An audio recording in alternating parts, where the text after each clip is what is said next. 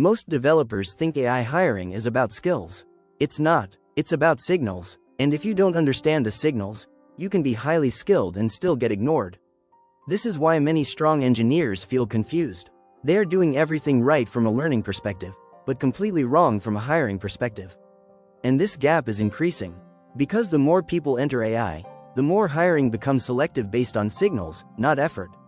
In real hiring pipelines, nobody is deeply evaluating your skills in the first round. Your resume is scanned in seconds.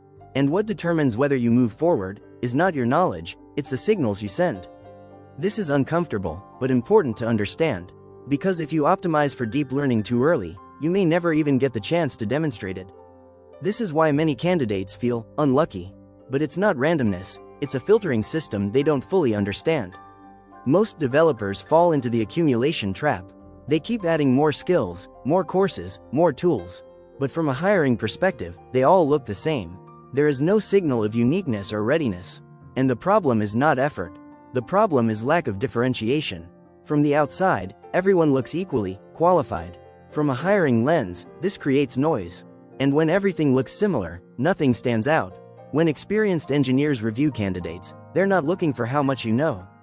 They're looking for how you think. Can you break down a problem? Can you make decisions? Do you understand trade-offs?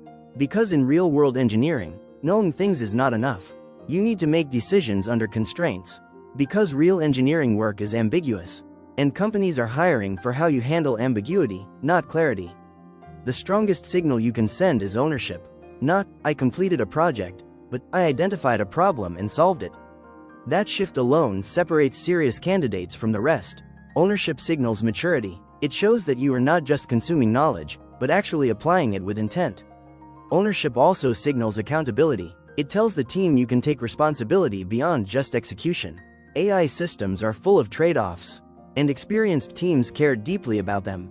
If you can explain why you chose one approach over another, you instantly stand out.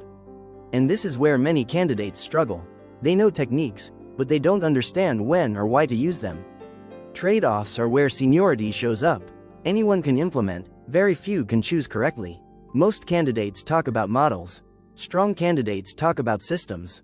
They understand where things break, what fails in production, and how components interact. This shift alone can change your profile dramatically.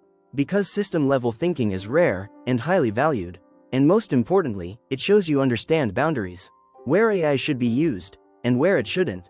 Here's something most people miss. Talking about failures is a strong signal. Because it shows real experience.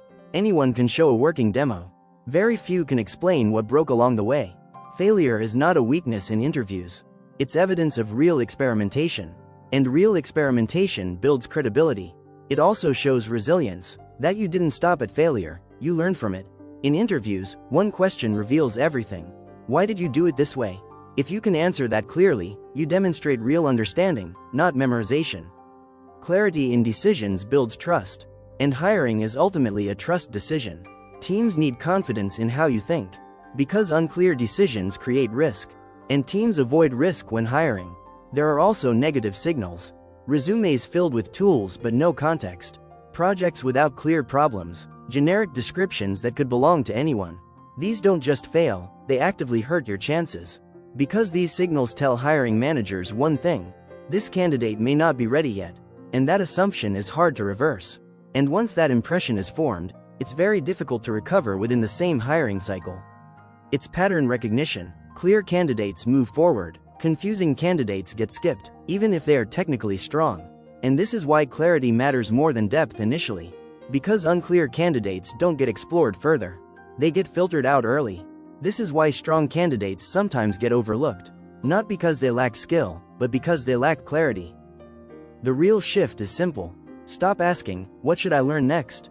Start asking, what signal am I sending? Because hiring decisions are based on perception of readiness.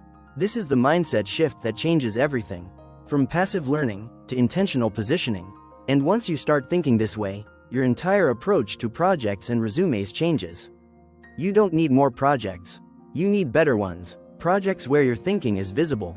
Where decisions are clear. Where trade-offs are explained. That's what creates differentiation. Depth creates authority, but clarity creates opportunity. And you need both, in the right order. Complexity impresses briefly, clarity creates lasting impact. The AI job market is not saturated with talent.